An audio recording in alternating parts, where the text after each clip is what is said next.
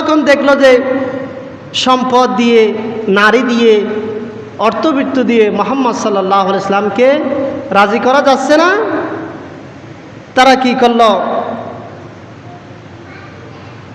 ওয়ালিদ ইবনে মুগীরার সন্তানকে নিয়ে আবু তালেবের কাছে উপস্থিত হলো। বলল যে এটি হলো ওয়ালিদ ইবনে মুগীরার সন্তান আম্মার, বড় সুন্দর এবং উচ্চ বংশীয় মর্যাদার সন্তান। এই ওয়ালিদ ইবনে মুগীরার সন্তানের পরিবর্তে মুহাম্মদকে আমাদেরকে দিয়ে দাও। কার কাছে প্রস্তাব রাখতেছে? আবু তালেবের কাছে, চাচার কাছে। মুহাম্মদকে আমাদেরকে দিয়ে দাও, তার বিনিময়ে এই সন্তানকে তোমাকে দিলাম। মুহাম্মদকে আমাদেরকে দিয়ে দাও, মুহাম্মদকে আমরা হত্যা করব, আর মুহাম্মদের পরিবর্তে এই সন্তানকে আমরা দিলাম। আবু তালেব বলল, কি সুন্দর কথা, আমার সন্তানকে নিয়ে তোমরা হত্যা করবা, আর তোমার সন্তানকে আমি খাওয়াইয়ে ফারাইয়ে সুন্দরভাবে লালন পালন করব। এটা কখনো হতে পারে না। এটাও তারা মুহাম্মদ সাল্লাল্লাহু আলাইহি সাল্লামের পক্ষ থেকে আবু তালেব মেনে নিলেন না। তারা যখন দেখলো যে এত কিছুর পরে কাজ হচ্ছে না, তখন আবু জাহেল শপথ করল যে মুহাম্মদ যখন কালকে মক্কার মধ্যে নামাজ পড়তে আসবে, বড় একটা পাথর নিয়ে আমি মুহাম্মদকে হত্যা করব। বড় করে বলি নাউজুবিল্লাহ। এখন কুরাইশদেরকে নিয়ে আবু জাহেল মুহাম্মদ সাল্লাল্লাহু আলাইহি সাল্লামের অপেক্ষা করতেছে, কখন আসবে। নামাজে যখন যাবে, বড় একটা পাথর নিয়ে তাকে কি করবে? হত্যা করবে। সেই সময়ে মুহাম্মদ রাসূলুল্লাহ সাল্লাল্লাহু আলাইহি ওয়াসাল্লাম মক্কার মধ্যে ঢুকলেন, নামাজের নিয়ত বাঁধলেন। যেই কথার সেই কাজ, আবু জাহেল বড় একটা পাথর নিয়ে মুহাম্মদ সাল্লাল্লাহু আলাইহি ওয়াসাল্লামকে হত্যা করার জন্য সামনে আগালো। সে যখন সামনে আগালো মুহাম্মদ সাল্লাল্লাহু আলাইহি ওয়াসাল্লামকে পাথর দিয়ে হত্যা করবে, তখন তার হাত অবশ হয়ে তার হাত থেকে পাথরটা পড়ে গেল। এটা দেখার, এই কাজগুলা মক্কার কুরাইশরা দূর থেকে দেখতেছে, দেখি আজকে আবু জাহেল মুহাম্মদের সাথে কি করে। যখন তার এই অবস্থা দেখলো, তারা কয়েকজন দূর আসলো, কিরে আবু জাহেল, তোমার এই অবস্থা কেন? তখন আবু জাহেল বলল, আমি যখন মুহাম্মদকে হত্যা করতে চাইছিলাম, তখন আমার সামনে এমন এক বিরাট উট এসে উপস্থিত হলো। আমি যদি সামনে আরেক পা আগাই, তাহলে এই উট আমাকে খেয়ে ফেলত। মুহাম্মদ রাসূলুল্লাহ সাল্লাল্লাহু আলাইহি ওয়াসাল্লাম তখন বললেন যে এটা উট ছিল না, এটা ছিল জিবরাইল, উটের আকৃতি দিয়ে এসেছিল। আবু জাহেল যদি সামনে আরেক পা এগোত, আমি তাকে পৃথিবী থেকে বিদায় করে দিতাম। বড় করে বলি সুবহানাল্লাহ। এইভাবে তারা মুহাম্মদ সাল্লাল্লাহু আলাইহি ওয়াসাল্লামকে হত্যা করতে যখন পারল না, তারা এখন একটা কাজ করলো। তারা করলো যে ঠিক আছে, এখন এত কিছুর পরও যখন মুহাম্মদকে হত্যা করা যাচ্ছে না, আরেকটা কাজ হচ্ছে, তখন যদি মুহাম্মদ রাসূলুল্লাহ সাল্লাল্লাহু আলাইহি ওয়াসাল্লামকে হত্যা করে, তাহলে আরবের মধ্যে বড় একটা বিপর্যয় হবে। অসংখ্য মানুষ কি করা হবে? কতল হবে। সেই জন্য তারা হত্যার দিকে না গিয়ে তারা তিনটি প্রস্তাব দিল। বনু হাশিম এবং আব্দুল মুত্তালিবের পরিবার সাথে কেউ ব্যবসা করতে পারবে না, তাদেরকে মেয়ে বিবাহ দিতে পারবে না, তাদের সাথে কেউ বিয়ে শাদী করতে পারবে না, মেলামেশা করতে পারবে না, যতক্ষণ না পর্যন্ত মুহাম্মদকে আমাদের নিকট হত্যা করার জন্য দিবে, ততক্ষণ পর্যন্ত এই কাজগুলা বলবৎ থাকবে। তারা একটা চুক্তিনামা লিখল। যে চুক্তিনামা লিখেছে তার নাম হলো বাগিজ বিন আমির বিন হিশাম। একটি চুক্তিনামা লিখে কাবার চত্বরের মধ্যে লাগিয়ে দিল। আজ থেকে এই আব্দুল মুত্তালিবের বনে হাশেমের বংশভূত যারা রয়েছে, তাদের সাথে ব্যবসা বাণিজ্য, বিয়ে শাদী এবং মিলামেশা করা যাবে না। তারা কি করলো? শিয়াবে আবি তালিবের মধ্যে এভাবে 3 বছর রাসূলুল্লাহ সাল্লাল্লাহু আলাইহি ওয়াসাল্লাম তার সাথীদেরকে নিয়ে বন্দী ছিল। কয় বছর? 3 বছর। ওখানে কোনো খানা যেতে দিত না। বাহির থেকে যদি কোনো ব্যবসায়ী আসতো, তখন আরবের লোকেরা ওখানে যে যাতে করে খানা পৌঁছতে না পারে সেখানে তারা আগে ভাগে ওই বাজারগুলা ক্রয় করে নিত। যেহেতু শিহাব আবু তালেবের মধ্যে কোনো খানা ফিনা বাজার যেতে না পারে তখন তারা কি করত। এখন অবস্থা হয়েছে যে তারা গাছের পাতাকে জীবন যাপন করেছে। তাদের গাছের পাতা সন্তানরা দুধের জন্য কান্না করতেছে যে পুরো আরব তখন প্রকম্পিত হতো, এমন একটি অবস্থা হয়েছে। এক পর্যায়ে তারা দেখলো যে 3 বছর কি করার পরও, আবদ্ধ করার পরও তারা আল্লাহ তাআলা দিন থেকে পিছু হটতেছে না। এখন ওই যে একটা চুক্তিনামা কি করেছে, লিখেছে। ওই চুক্তিনামা আল্লাহুম্মা বিসমিল্লাহ বাদ দিয়ে যা কিছু চুক্তিনামা ছিল সবগুলা ফুকাই খেয়ে ফেলেছে। তখন কয়েকজন বলতেছে যে তোমাদের এই চুক্তিনামা ঠিক হয় নাই, যদি চুক্তিনামা ঠিক হতো তাহলে আল্লাহর নাম বাদে আর সবগুলো নাম কোথায় গিয়েছে। এইভাবে করতে করতে তারা এই শিহাবে আবু তালেব থেকে মুক্ত হলো। মুক্ত হওয়ার পরে তারা রাসূলুল্লাহ সাল্লাল্লাহু আলাইহি ওয়াসাল্লামের সাথে সামঞ্জস্য বিধান করার জন্য চেষ্টা করল। তারা মুহাম্মদ সাল্লাল্লাহু আলাইহি ওয়াসাল্লামকে সত্য নবী বলে দাবি করত না, তারা সন্দেহ করত। তারা বলতো লাফি শাক্কিম মিনহু মুরিব। তারা এখন বলল যে আচ্ছা মুহাম্মদ ঠিক আছে, তুমি যখন যে দিনের কথা বলতেছ, আমাদের যে আমরা যে মূর্তি পূজা করি এই মূর্তি পূজা তুমি 1 বছরে মূর্তি পূজার ইবাদত করো, তোমার আল্লাহর 1 বছর আমরা ইবাদত করব। তোমার আল্লাহ যদি ভালো হলে তাহলে তোমার দিন আমি গ্রহণ করব। কাফেররা প্রস্তাব দিল যে তুমি 1 বছর আমার আল্লাহর ইবাদত করো, আমাদের মূর্তি পূজারগুলার ইবাদত করো, আমরাও 1 বছর তোমার আল্লাহর ইবাদত করব। এই কথা যখন বলল, আল্লাহ পাক রব্বুল আলামিন সাথে সাথে জবাব দিয়ে দিলেন। রব্বুল আলামিন বললেন কুল ইয়া আইয়ুহাল কাফিরুন লা আ'বুদু মা তা'বুদুন ওয়ালা আনতুম আবিদুনা মা আ'বুদু ওয়ালা আনা আবিদুম মা আবাদতুম ওয়ালা আনতুম আবিদুনা মা আ'বুদু লাকুম দীনুকুম ওয়ালিয়া দীন।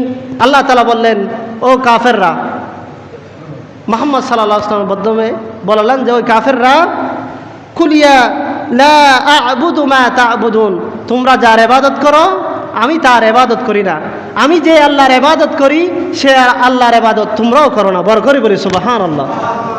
অতএব তোমরা তোমাদের দিন তোমরা পালন করো, আমাদের দিন আমরা কি করি, পালন করি।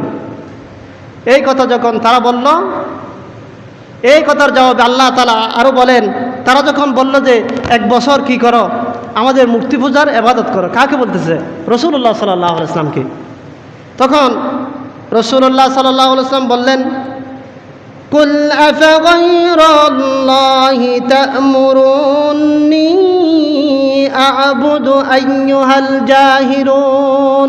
ও মূর্খরা, তোমরা কিভাবে আমাকে আল্লাহ ছাড়া অন্য কারো ইবাদত করতে বলো?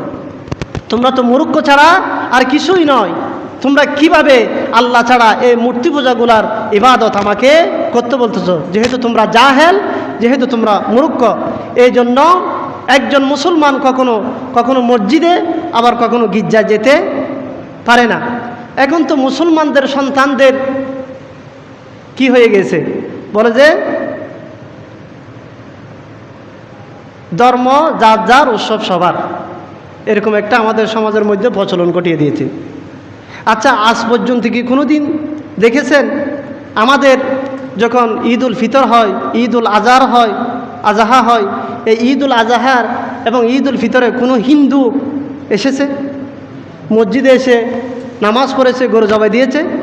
কিন্তু অসংখ্য মুসলমানের সন্তান দেখবেন যে তাদের পুজো মণ্ডলে গিয়ে তাদের সাথে শরিক করে। তাহলে এগুলোর মধ্যে আসলে কি মুসলমানিত্ব আছে? এই জন্য আল্লাহ পাক রব্বুল আলামিন বলেন, একজন মুসলমান একবার মসজিদ আবার মন্দিরে যেতে পারে না।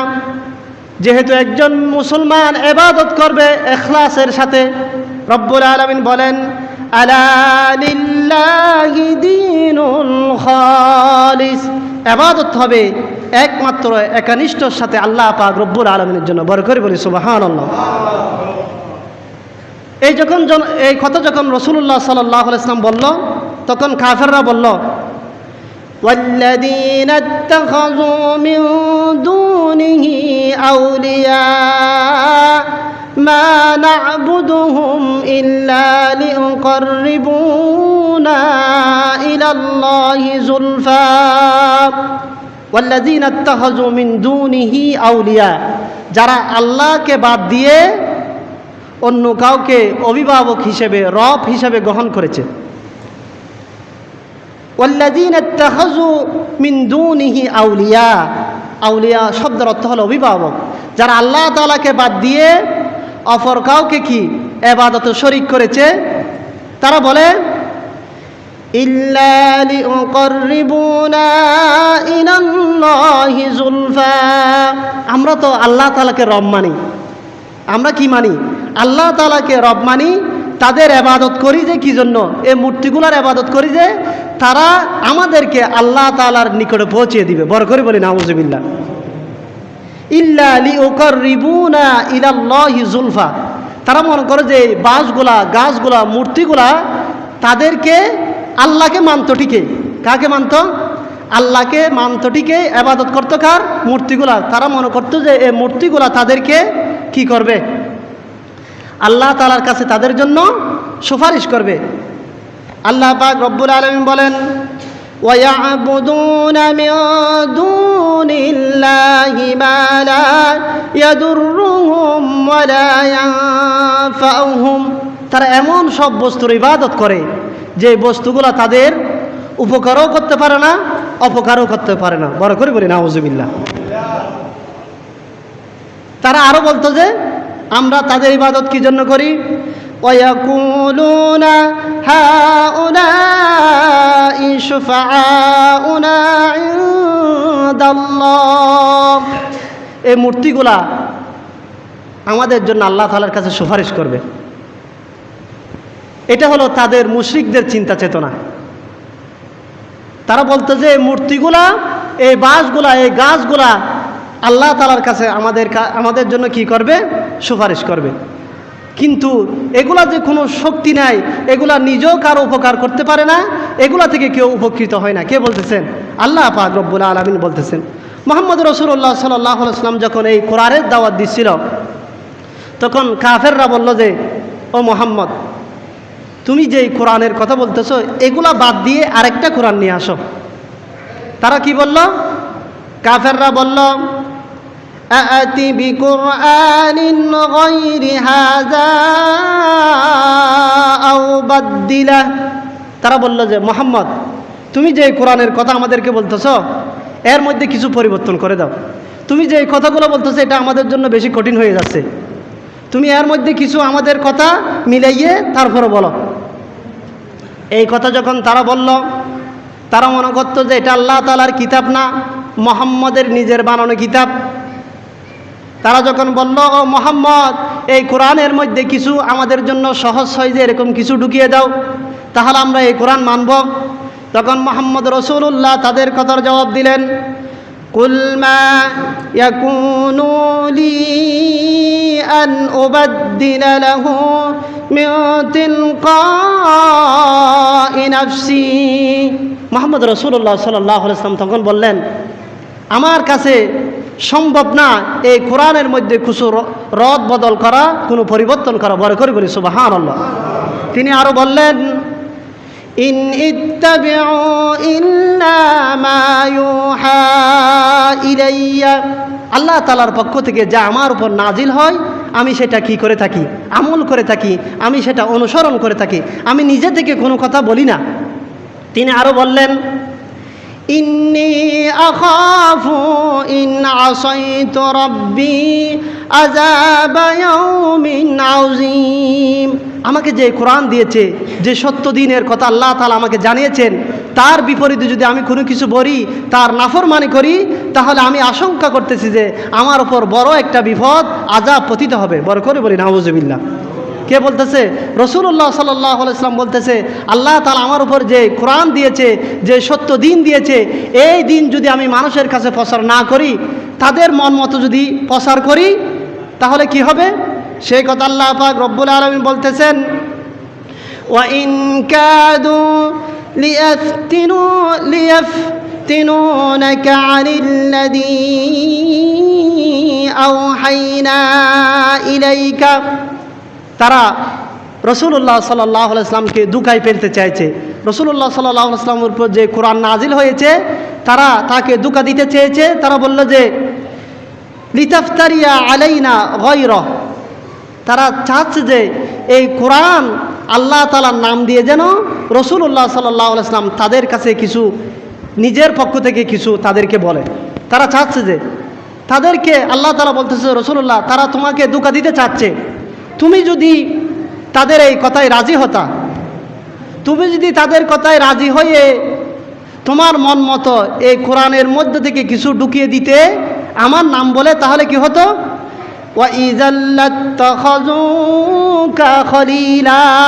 কাফের মুশরিকরা তোমার বন্ধু হয়ে যেত। যে কোরআন আমি তোমাকে দিয়েছি, এই কোরআন যদি না বলে তারা খুশি হয় যে এরকম কিছু যদি এই কোরআনের মধ্যে ঢুকিয়ে দিতে, তাহলে কাফের মুশরিকরা তোমার বন্ধু হয়ে যেত। কথাটা কি যাচ্ছে? বোঝা যাচ্ছে? আমি যে কোরআন দিয়েছি, এই কোরআন না বলে যদি তাদের কথা মতো যদি নতুন কিছু বানিয়ে তুমি তাদের কাছে প্রচার করতা, তাহলে কি হতো? তারা তোমার বন্ধু হয়ে যেত। আল্লাহ পাক রব্বুল আলামিন বলেন, তুমি যদি এমনটা যদি করতে, আমি তোমাকে যা দিয়েছি তা না বলে তাদেরকে খুশি করার জন্য, তাদেরকে রাজি করার জন্য নিজে থেকে যদি কোনো কিছু করতে, তাহলে কি হতো? রব্বুল আলামিন সূরাতুল বনী ইসরাঈলের ৭৫ নং আয়াতের মধ্যে বলেন, ইযাল্লা আযাকনাকা দি'ফাল হায়াতিদ দুনিয়া ওয়া দি'ফাল মামাতি সুম্মা লা তাজিদু লাকা আলাইনা নাসীরা। আল্লাহ তাআলা বলতেছেন যে আমি যে তোমাকে যে কোরআন দিয়েছি, এই কোরআন যদি আমি যেভাবে হুবহুব বলেছি এইভাবে যদি হুবহুব না বলে তাদের কথা মতো যদি বলতে, তাহলে আমি তোমাকে, কাকে? মুহাম্মদ রাসূলুল্লাহ সাল্লাল্লাহু আলাইহি ওয়াসাল্লাম বলতেছে যে দি'ফাল হায়াতিদ দুনিয়া ওয়া দি'ফাল মামাত, দুনিয়া এবং আখিরাতে তোমাকে ডবল শাস্তি দিতাম। রাসূলকে বলতেছে যে, আরো কি বলতেছে? সুম্মা লা তাজিদু লাকা আলাইনা নাসীরা, সেদিন তোমাকে রক্ষা করার জন্য কোনো সাহায্যকারী তুমি পেতে না। রসুলকে দমক দিয়ে আল্লাহ তাআলা বলতেছেন যে, তাহলে বোঝা গেল যে রাসূলুল্লাহ সাল্লাল্লাহু আলাইহি ওয়াসাল্লাম যা বলেছেন তা কার কথা? তাহলে আতিউল্লাহ ওয়া আতিউর রাসূলা, রসুলের আনুগত্য করা মানে কার আনুগত্য করা? আল্লাহর আনুগত্য করা। তাহলে এই হেদায়েতের চাবিকাঠি হচ্ছে একমাত্র কার কাছে? আল্লাহ তাআলার কাছে। আবু তালেব যখন মৃত্যুসজ্জায়, তখন মারা যাবে, রাসূলুল্লাহ সাল্লাল্লাহু আলাইহি ওয়াসাল্লাম সহিহ বুখারীর বর্ণনায় আবু তালেবের কাছে গেলেন, সাথে আবু জাহেল এবং আব্দুল্লাহ ইবনে উমাইয়া ছিল। তখন রাসূলুল্লাহ সাল্লাল্লাহু আলাইহি ওয়াসাল্লাম আবু তালেবের কাছে গিয়ে বলল, আইয়ো আম্মি কুল, আয় আমার চাচা আপনি বলুন লা ইলাহা ইল্লাল্লাহ, লা ইলাহা ইল্লাল্লাহ এই কথাটি বলুন, কাল কিয়ামতের ময়দানে আমি আপনার জন্য সুপারিশ করব। বড় করে বলি সুবহানাল্লাহ। সেখানে আবু জাহেলও ছিল। ফাকালা আবু জাহেল ও আব্দুল্লাহ ইবনে আবু উমাইয়া, আবু জাহেল এবং উমাইয়া ছিল। তারা বলল যে আবু তালিবকে, ও আবু তালিব, তুমি কি তোমার পিতা আব্দুল মুত্তালিবের ধর্ম থেকে চলে যাবে, মুহাম্মদের ধর্মের মধ্যে চলে যাবে? তখন সে বলল, না, আমি মুহাম্মদের ধর্মের মধ্যে যাব না, আমি আব্দুল মুত্তালিবের ধর্মের উপরেই মৃত্যুবরণ করলাম। এই কথা বলে কি করল? আব্দুল মুত্তালিব দুনিয়া থেকে চলে গেল। তখন রাসূলুল্লাহ সাল্লাল্লাহু আলাইহি ওয়াসাল্লাম বললেন যে আমি আল্লাহ পাক রব্বুল আলামিন আমাকে যতদিন পর্যন্ত না মানা করবে না, ততক্ষণ পর্যন্ত আমি আমার চাচার জন্য ইস্তেগফার দোয়া করতে থাকবো। কে বলল যে যেহেতু তাকে যৌবন বয়সে যত ধরনের বিপদ এসেছে, অত্যাচার হয়েছে, সবগুলা থেকে এই আবু তালেব মোহাম্মদ রসুল্লাহ সাল্লাহ ইসলামকে রক্ষা করেছেন। যখন রসুল্লাহ সাল্লাহ ইসলাম বারবার দোয়া করতেছে, আল্লাহ তাআলা সূরা তাওবার 113 নম্বর আয়াত নাজিল করে দিয়েছে। রব্বুল আলামিন বলেন, মা কানা লিনাবিয়্যিন والذين آمنوا أن يستغفروا للمشركين ولو كانوا أولي قربى من بعد ما تبين لهم أنهم أصحاب الجحيم। নবী এবং ঈমানদারদের উচিত নয় যারা মুশরিক আল্লাহ তাআলার বিধান থেকে খারিজ হয়ে গিয়েছে, তারা যদি নিকট আত্মীয় হয় তাদের জন্য দোয়া করা। আল্লাহ পাক রব্বুল আলামিন কি করে দিয়েছেন? নিষেধ করে দিয়েছেন, যেহেতু আন্নাহুম আসহাবুল জাহিম, তারা হলো জাহান্নামের আদিবাসী। এই কথা যখন বলল, আরেক আয়াতের মধ্যে এসেছে রাসূলুল্লাহ সাল্লাল্লাহু আলাইহি ওয়াসাল্লাম চাইছিল যে তার চাচা যেন ঈমান আনে, যেহেতু এত কষ্ট করেছে। এর জন্য আল্লাহ তাআলা আবার ধমক দিয়ে বলতেছে, ইন্নাকা লা তাহদি মান আহবাবতা, হে রাসূল আপনি যাকে চান তাকে ঈমান আনাতে পারবেন না, যাকে আল্লাহ তাআলা হেদায়েত দেন সে ঈমান আনবে। বড় করে বলি সুবহানাল্লাহ। সহিহ বুখারীর মধ্যে এসেছে 3883 নম্বর হাদিস, আব্বাস ইবনে আব্দুল মুত্তালিব রাসূলের চাচা রাসূলুল্লাহ সাল্লাল্লাহু আলাইহি ওয়াসাল্লামকে বলল যে আপনার চাচা দুনিয়ায় থাকতে কাফের মুশরিকদের যে আপনাকে অত্যাচার করেছে, নিপীড়ন করেছে, তিনি আপনার সামনে ডাল হিসাবে ছিল, আপনাকে অত্যাচার থেকে রক্ষা করেছে, আপনি কি আপনার চাচার জন্য কোনো উপকার আসবেন? তখন আল্লাহ রাসূল বললেন, ওয়া ফি দখদিহিম মিন নার, আমার চাচা জাহান্নামের মধ্যে, আমার চাচা জাহান্নামের মধ্যে পায়ের গোড়ালি পর্যন্ত অবস্থান করতেছে। কোথায়? জাহান্নামে। জাহান্নামের মধ্যে পায়ের গোড়ালি পর্যন্ত জাহান্নামের আগুনের মধ্যে অবস্থান করতেছে। ওয়ালাউলা আনা লাকা ফিদ দারকিল আসফালি মিনান নার, আমি যদি না থাকতাম তাহলে আমার চাচাকে জাহান্নামের সর্বনিম্ন স্তরের মধ্যে আল্লাহ তাআলা দিয়ে দিতেন। তাহলে রাসূলুল্লাহ সাল্লাল্লাহু আলাইহি ওয়াসাল্লামের কারণে দুনিয়ার মধ্যে রক্ষা করেছে, সেই জন্য তার আযাব একটু কি হচ্ছে? কম হচ্ছে।